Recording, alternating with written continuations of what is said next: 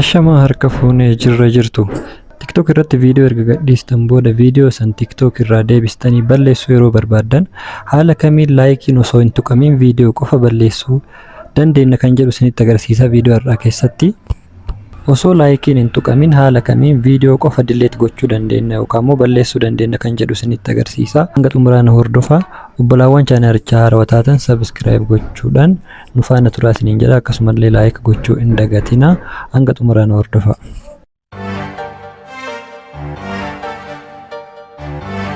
Egaa akkuma jalqaba irratti isiniif kaase osoo laayikiin hin tuqamin haala kamiin viidiyoo qofa dileet gochuu dandeenya kan jedhu isinitti agarsiisa.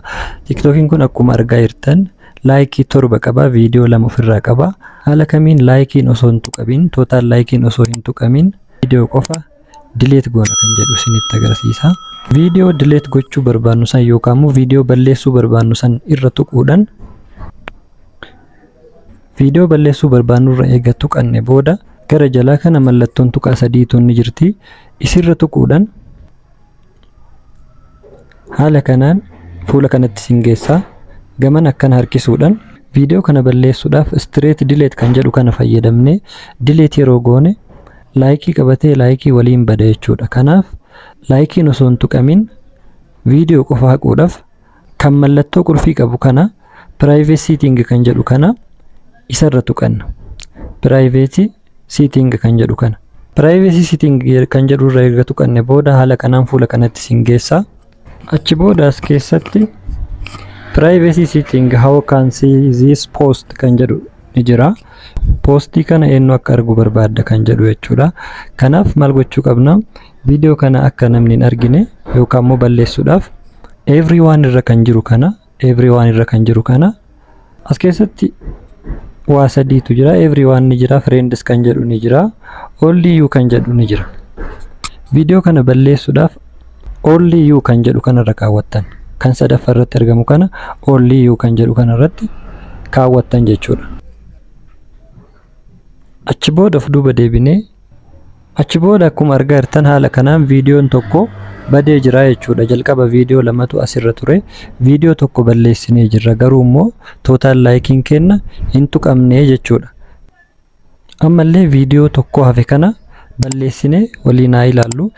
Ammas viidiyoo tokko hafe kanarra tuquudhaan achi booda mallattoon tuqaa sadii jala kana jiru kanarra tuquudhaan akkana gamana harkiftanii akkuma jalqaba irratti isinitti agarsiise privacy setting kan jedhu kanarra dhufna jechuudha. Privacy setting kan jedhu kanarra tuquudhaan akkuma jalqaba irratti isinitti agarsiise everyone irraa only you kan jedhu kanarratti deeffanne jechuudha. Everyone irra kan jiru kana only you kan jedhu kanarratti deebifna.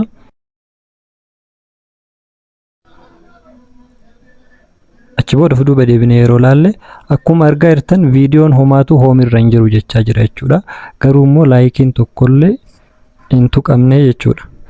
Ammas viidiyoo balleessine kana yeroo biraa deebisuu yeroo barbaanne viidiyoon sun deebi'ee namoota bira akka ga'u yeroo barbaanne viidiyoo san deebisnee akka mul'atu gochuu ni dandeenya jechuudha. Kana gochuudhaaf mallattoo qulfii asirratti argamtu tana irra dhufuudhaan mallattoo qulfii irra jiru kana tuquudhaan viidiyoo jalqaba balleessine san deebisnee namoota bira akka ga'u gochuu ni dandeenya jechuudha.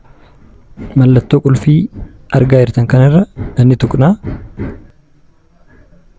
Mallattoo qulfiitirra erga tuqxan booda viidiyoon reefu balleessine lamaanuu as keessatti argama jechuudha. Kanaaf viidiyoo kana yeroo deebisuu barbaaddanitti viidiyoo san irra tuquudhaan viidiyoo deebisuu barbaaddan san irra tuquudhaan achi booda akkuma jalqaba irratti isinitti agarsiise mallattoo tuqaa sadii jala kana jiru irra tuquudhaan akkana gamana harkiftanii privacy setting kan jedhu kanarratti deebitan jechuudha. Akkuma jalqaba irratti isinitti agarsiise privacy setting kan jedhu kanarratti deebitanii kan jalqaba only you kan jedhu kanarra kenne everyone irratti deebifna jechuudha. Only you kan jedhu kanarra everyone irratti deebifna. Achi booda of duuba deebinee yoo ilaallu viidiyoon kun deebi'ee jira jechuudha. Akkuma argaa jirtan viidiyoo reefu balleessine san deebisnee jirra jechuudha. Haala kanaan itti gargaaramaa hanga viidiyoo biraatti walitti deebinuutti turtii gaarii nagaan tura.